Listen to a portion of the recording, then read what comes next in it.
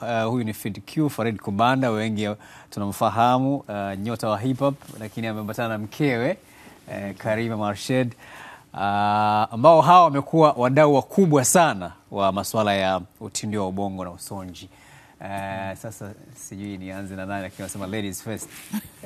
Bila shaka. Kabisa. Kwa nini mmeamua kuchagua eneo hili? Kwa nini mmeamua kuchagua wadau katika eneo hili? Binafsi tulipata kidogo kama si changamoto tuseme, lizaa mtoto ambaye alikuwa na matatizo ya afya. Na ni mmoja wapo ilikuwa ni autism au usonji tuseme. Ilikuja na matatizo mengi sana kwa sababu tatizo lake inaitwa DiGeorge syndrome ambayo ni very rare, yani ni adimu sana duniani kuna tatizo kama hilo. Unapata vinasaba 23 kutoka kwa baba, 23 kutoka kwa mama, ambavyo vinapike pair, kwa hivyo ni 46 kitu tunaita 23 chromosome. Sasa ile DiGeorge syndrome ni ya 22, kinasaba cha 22 kikawa kimepotea au kimevuja seli zake. Kwa hivyo hiyo husababisha matatizo mengi ya afya, usonji ikiwemo. Huweza kuwa matatizo ya moyo, matatizo ya viungo na mengineyo. Kwa hivyo katika ulezi wa huyu mtoto, kwa sababu alihitaji therapies nyingi, ukianza kwenye physio mpaka hizo psychology na mengineyo, kwa sababu alikuwa na uelewa hafifu pia, uelewa mdogo. Kwa hivyo nikawa na deal na therapist wengi na hospitali kila siku. Miaka miwili ya kwanza in fact ya mtoto. Sasa ile kidogo ikanihamasisha kwamba nami pia nilikuwa nataka nimpatie malezi bora zaidi, ili aweze kufika katika potential yake. Sikuwa na budi zaidi ya kubadilisha my major. Nilikuwa nachukua business chuo, nikabadilisha kwa psychology. So child psychology. Yes. Na ilikuwa mwaka gani? Wakati na miaka 4. Kwa hivyo yalizaliwa 2003. So tutakwenda 2007 2008. Yes. Wakati huo mzee ana hit kwa kweli. Sasa umesema ilibidi ubadilishe taaluma yako. Ndio. Uende ukasome masuala ya saikolojia, sio? Ndio. Yani kwa nini uliamua kubadilisha, au ni kutokana na kuguswa na ile hali? Yes, niliguswa kwa sababu kwa mkono mmoja tayari nilikuwa na mtoto wa kwanza ambaye naye alikuwa na kesi tofauti kabisa. Huyu mtoto alikuwa na akili nyingi sana kiasi cha kwamba kuitwa gifted child. Halafu kwa hivyo umeshazoea huyu na malezi yake, and then suddenly una huyu mwingine ambayo magonjwa ni mengi, hospitali muda mrefu, lakini pia na uelewa hafifu sana. Kwa hivyo sikutaka kumpunja malezi anayopaswa kulelewa, ili na mimi nimpatie malezi sahihi. Lazima kwanza nijue, je, kichwani kwake kuna nini? Je, anajisikiaje kimaumbile, ili nami niweze kumsaidia vya kutosha. Yes. Sasa unajua sisi wanaume bwana tuna changamoto nyingi, na moja kati ya changamoto zetu ni pale ambapo inatokea changamoto kama hii, wanaume wengi huwa wanakimbia. Na ukizingatia kwamba Fid Q, wewe ni mtu maarufu, star, alafu imetokea umepata mtoto na changamoto kama hiyo, ilikuwaje bado ukaendelea kushikilia bomba, mzee wangu? Ni kwa sababu nafikiri ilikuwa ni rahisi kwa sababu ya unapokuwa na exposure na kuyafahamu haya mambo yalivyo. Na hii ni moja ya vitu ambavyo ilipelekea tukaweka msisitizo katika hili swala la kusaidia jamii katika hichi kitengo, kwa sababu tunajua kuna familia nyingi ambazo zina watoto wenye hizi autism, Down syndrome na mengineyo, wanachukulia kama laana kwa na mtoto wa hivyo. They feel like the world has mistreated them, imewatenga dunia na vitu vingine. But truth is, watoto wenye autism na mengineyo ni kwa sababu tu wanakuwa wana akili nyingi sana. Kwa hiyo kama mzazi watakuwa ujue namna ya kuichannel au kujua akili zao ni nyingi katika sehemu gani. Kwa sababu wengi kuwafuatilia unakuta wazuri sana katika masuala labda ya mpira au maybe video games, au labda masuala ya muziki na vitu vingine. Kwa hiyo huwa tunasema kwamba watu wote wana kitu. Umeelewa vizuri? Watu wote wana kitu. Unapokuja swala kuinvest kwenye talent ya mtu, kila mtu ana kitu ndani. Kitu kigumu ni kujua kitu ulichonacho ndani yako ni kipi. Nafikiri pengine wewe unaweza kwa ujaribu hata kurap lakini kuja kugundua kwamba kumbe wewe ni mzuri katika kusoma habari. Umeona? Kwa hiyo impossible is nothing. Kwa katika kufuatilia hiyo tunakuwa tunajaribu kuwakumbusha wazazi, unapokuwa na mtoto ambaye ana mwenye autism, au Down syndrome au mwingineo, ADHD na mengine, ni kwamba tu unatakiwa tu utenge muda wa kuangalia namna ambavyo unaweza kummold akajipata katika direction unataka kwenda. Kwa hiyo ni ana akili nyingi tu. Sasa kuwa na akili nyingi si laana. Sasa nini kinatufanyaga sisi wazee wanaume tunakula nyoya kaka, yani unakuta unajua tumefanya programs nyingi sana za watoto wanaozaliwa na changamoto. Akina mama wengi ukiongea nao wanakuambia baada ya ile changamoto baba alinikimbia. Shida na huwa inakuwa wapi? Kwa mimi ninavyohisi, kwa hapa nyumbani pengine hatujaweza kutoa elimu kubwa ya tatizo husika, kwa sababu iwapo baba na mama watashirikiana kujaribu kutatua hilo tatizo, pengine na health therapist au psychologist na wengineo, kuna msaada mkubwa sana kwa huyo mtoto, kwa wote wawili kujumuika, rather than baba kuondoka na kumwacha mama. Lakini baba anaondoka kwa sababu naye hana uelewa, na unajua nafikiri kila mzazi pale unapokuwa mjamzito anatarajia mtoto mwenye afya. Itokee bahati mbaya mtoto ametokea amezaliwa hana afya tuliyotarajiwa. Kwa hivyo sitaki kusema kwamba wanaume hawana ustahimilivu, of course wanao, lakini nafikiri ni elimu ambayo inatakiwa kutolewa huku awali, tangu kwenye conception, tangu kwenye mimba. Kule uhaibuni huwa kuna antenatal classes zinaitwa.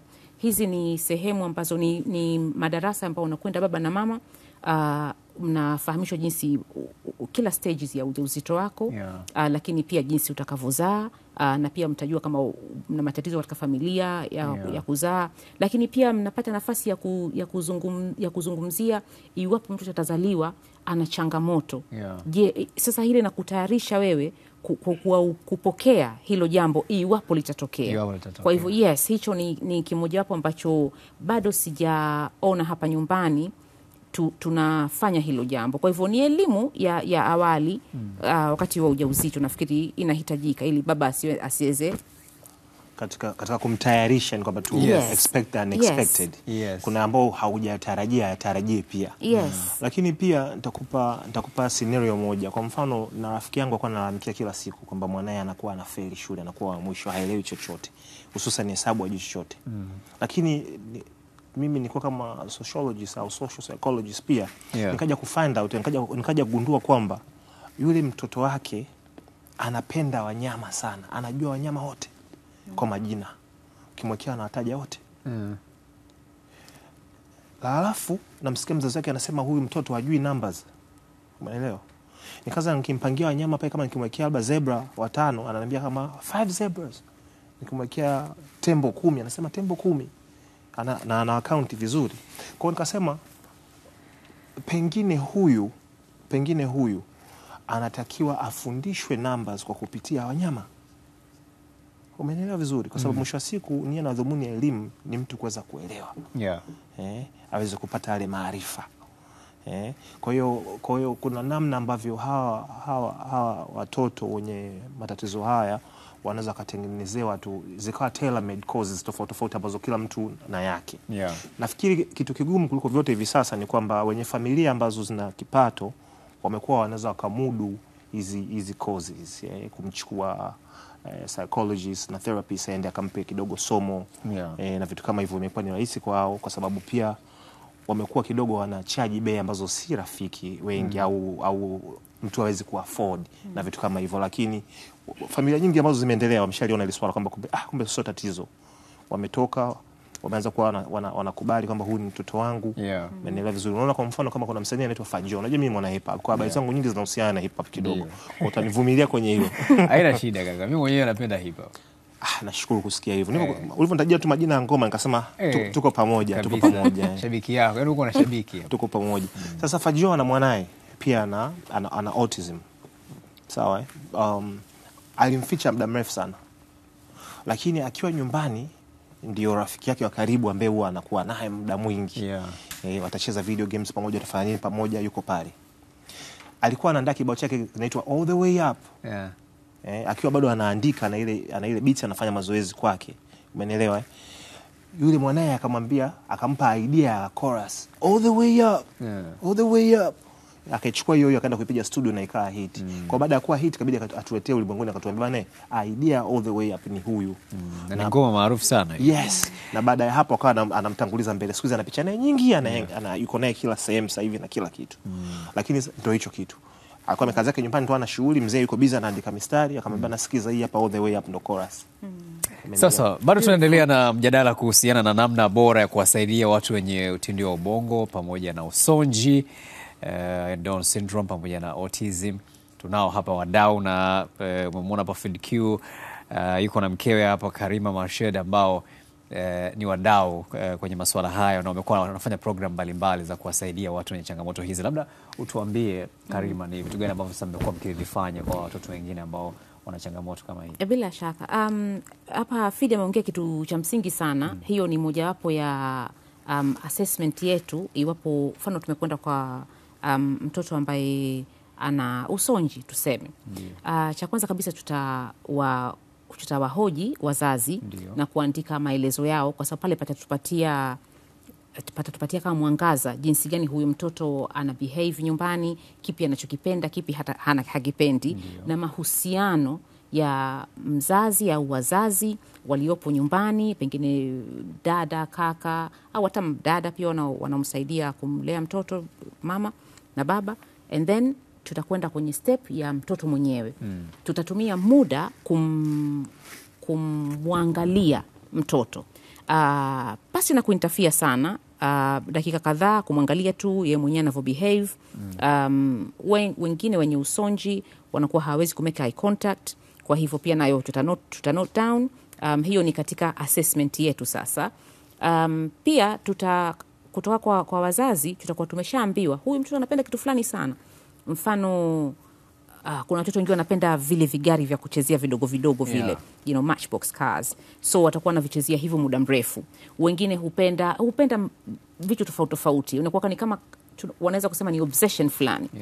Kwa hivyo hiyo ndio tutakayoishika kwanza, kwamba hapa sisi kwa kutengeneza rapport, kutengeneza mahusiano, sisi kama therapist au psychologist na huyu mtoto lazima tuende iwe child led, yani yeye ndo atupeleke kule anapotaka, ili sisi tuweze kufanya inputs za kumsaidia yeye. Kwa hivyo tutaanza, kama tutakubaliana, tutaongea na wazazi baada ya assessment yetu, kumpatia mzazi na kumfafanulia kimoja baada ya chengine, tatizo tumeona liko hapa. Tutakaa na mtoto chini, kama yeye mpenda vigari, sasa vile vigari ndivyo tutakavyochezea pamoja. Lakini hata hapo pia wengine huwa hawapendi uguse vitu vyao. Kwa hivyo wewe kwanza utakuwa ni mwangaliaji na muongeaji maneno machache, ili tu uchukue attention yake. Mtoto ajue kama kuna mtu mwingine kakaa pembeni yangu. And then utapata tu ishara kwamba yuko tayari wewe uhusike katika huu mchezo wake. Na hapo ndipo tunapoanza kutengeneza tiba ya huyu mtoto, lakini kwa kutumia mchezo wake. Baadaye mkishazoeana vizuri, mkishakuwa na mahusiano mema, hapo ndo utaanza kuintroduce tena michezo mengineyo ambayo nayo tunaita michezo tiba, kama play therapy. So hivyo ndivyo tutakavyokwenda kwenye tiba ya mtoto. Maanake hiyo mmekuwa mkifanya hata kwa mtoto wenu? Yes, yeye alikuwa na therapy tofauti, lakini asilimia kubwa zaidi inabidi ujitoe kwamba wewe sio mama wakati huo au sio baba wakati huo. Wewe inaweza ni mtaalamu unakwenda. Japokuwa sengine inakuwa ngumu kwa sababu unahisia pia. Yes, lakini baada ya muda una learn jinsi ya kuziweka hisia zako pembeni kama mama au baba, and then unakwenda kwenye tiba. Ni mtoto wenu wa kwanza? Yes, wa pili. Yes. Manake ana mkubwa wake ni kaka yake? Yes, kaka yake. Yes. Na ana wadogo zake pia? Hapana, wawili hao. Yes. Lakini kwa hiyo changamoto yeye ndio peke yake? Yes, yeye ndio peke yake. Yes. Lakini huyu mwenye changamoto huyo katokea Genius ambaye PS zitoka sijui PS ngapi, yeye anaweza kuiangalia akasema hii ina tatizo fulani. Hii ina tatizo kwenye speed, ina tatizo kwenye hawajaweka kitu fulani, picture quality, picture sound quality, labda nini. Yes. Ana uwezo kuiangalia PS game yoyote mpya akasema kwamba ina kasoro fulani. Yani yuko deep kiasi hicho, na kiukweli input zake kama unashare na watu wanaotengeneza zile PS games wanaweza kuziheshimu na zinakuwa zina msaada. Umenielewa? Kwa hiyo katokea mtu wa hivyo. Lakini pia hawa watu wenye changamoto hizo, tuna watu maarufu wengi ambao wamekuja kuwa watu wakubwa kabisa. Unaona kwa mfano kama nani, Steve Jobs. Ilimgharimu sijui mpaka miaka ngapi, sijui 9 kwanza yeye kutamka hata maneno. Mama baba nani akwa sijui, umenielewa? Mtu kama Kanye West. Same thing. Nafikiri hata na Elon vile vile. Kwa hiyo kuna watu wengi sana ambao ni wakubwa, ambao wamefanya mabadiliko makubwa kabisa katika dunia, au wana mchango mkubwa wa mabadiliko ya kabisa. Umeona, lakini walipitia changamoto hizo. Hiyo maana yake nini? Maana yake ni kwamba watoto wote wana potential. Wana kitu. Unajua tunamsema mtu mtaani kwamba una kitu utafika mbali. Watoto wote wana kitu na wanastahili kufika mbali, isipokuwa ni wewe kama mzazi au mlezi unawafanyia nini ili wao waweze kujipata kiasi cha wao kuweza kufika hapo mbali. Na sasa 2003 ilikuwa, maana yake sasa hivi alipomzaa, sasa hivi ashakuwa mkubwa sana. Ana 22. Maana yake amefikia level gani kwa maana ya excellent. Yani tukuletea hapa uweze kuamini kama ndio huyo ambaye ana matatizo watu kwanakwambia. Kabisa. Ilichukua muda mrefu kidogo kuelewa shule, kwa sababu nayo pia ilikuwa imediagnosiwa hapo kwamba ana uelewa mdogo wa shule, learning difficulties in a way. Kwa hivyo nayo pia ilibidi tujenge ratiba nyingine nyumbani ya kuweza kumfundisha jinsi ya kusoma na kuandika. Lakini ilipofika miaka 8, alhamdulillah yakaanza understand kidogo maneno yenye herufi 3 kama dog au cat hivi, akaanza understand hiyo. Na hiyo ikawa tayari sisi ameshatufungulia mlango kuweza kuendelea na hii program kwa nguvu zaidi. Sio forceful, lakini kidogo unaitilia manani zaidi. Hivi ninavyokuambia amemaliza diploma yake ya pili, advanced diploma ya media creation, in fact. Kwa ni mwenzetu yuko kwenye masuala. Vizuri sana. Lakini saizi anafanya kazi kitu kingine. Na ana operate kama normal human being. Inabidi wewe ndio nikwambie kwamba ndio huyu. Yani ndio uweze kumrika ukimchanganya na wenzake hapo, yani uwezi kabisa. Labda nikupe nafasi feed, unalipi la kuambia jamii, hasa wale ambao wakipata changamoto kama hizi, wengine wanakimbia, wengine wanafikiria imani za kishirikina na mambo kama hayo? Yani kitu kimoja ambacho mimi kilinivuta kujihusisha na haya masuala nimeona na kusikia familia nyingi ziko zinajifungia ndani, familia nyingi zikifarakana. Umeelewa? Watu wamefunga ndoa yao kwa furaha kabisa. Kwa bahati akatokea mtoto huyo, mtu anakuwa anaona yule mwenzake hafai. Sio tu mwanaume, pia hata mwanamke anaweza kuona mwanaume wake hafai. Ana shida, kwa nini tumepata mtoto huyu? Kwa nini tumepata laana hii? Tumekosea wapi? Tulimdhulumu nani? Au sijui, umeelewa vizuri? Kwa hiyo kuna familia nyingi sana zimekataa watoto wao design hizo. Watoto wao wamekuwa kilelewa na mabibi. Sasa mabibi zetu wamekuwa na huo upendo, lakini wengi hawana elimu zaidi ya namna ya kufanya na hao wajukuu zao, wakiwa wameachwa wao kama mababy sitter, unofficial baby sitters. Wanakuwa wanajitolea kama ndio mjukuu wangu, nitafanyaje? Ndio mjukuu wangu nimepewa na Mungu. Kwa anakuwa anamlea. Lakini ninachotamani mimi ni hii elimu iweze kufika majumbani. Watu waelewe kwamba hawa watoto wenye autism, wenye Down syndrome na wengineo, sio kwamba eti ubongo wao umekwama. Nope. Wako sawa, isipokuwa akili imekuwa nyingi zaidi. Too much of anything is harmful. Kitu chochote kizidi sana kinakuwa sumu. Umeelewa vizuri? Lakini sasa kile kinavyokuwa kimezidi, kuna namna ambavyo unaweza kufanya ukakipunguza kwa kukielekeza ile nguvu ielekee wapi. Lakini hiyo mpaka uweze kujua, inabidi ukae nao watoto on a friendly lingo, kirafiki sana. Ndio kama vile ambavyo amekwambia hapa. First step, unaongea na wazazi jinsi ambavyo wanakaa na mtoto na jinsi ambavyo wao wamemuobserve, walivyomuona. Kisha unaenda kufanya assessment kwa mtoto, unamuassess ule mtoto. Vitu gani anapenda, vitu gani hapendi, nini kinamchekesha, anaenjoy vitu gani. Ndio iko hivyo. Baada ya hapo anakukaribisha ule mtoto katika maisha yake wewe kama rafiki. Kumbe wewe umeenda pale kama kuna nini kumpatia solution, kumpatia tiba. Kwa hiyo anakukaribisha pale katika mambo yenu ya kucheza na watoto na wewe unakuwa mtoto mwenzie, ndio mnakuwa mmepata tiba ile. Fid, nakushukuru sana, asante sana. Bila shaka tutaendelea kufanya kampeni hizi ili jamii iweze kupata uelewa zaidi. Asante sana pia Karima kwa kujumuika.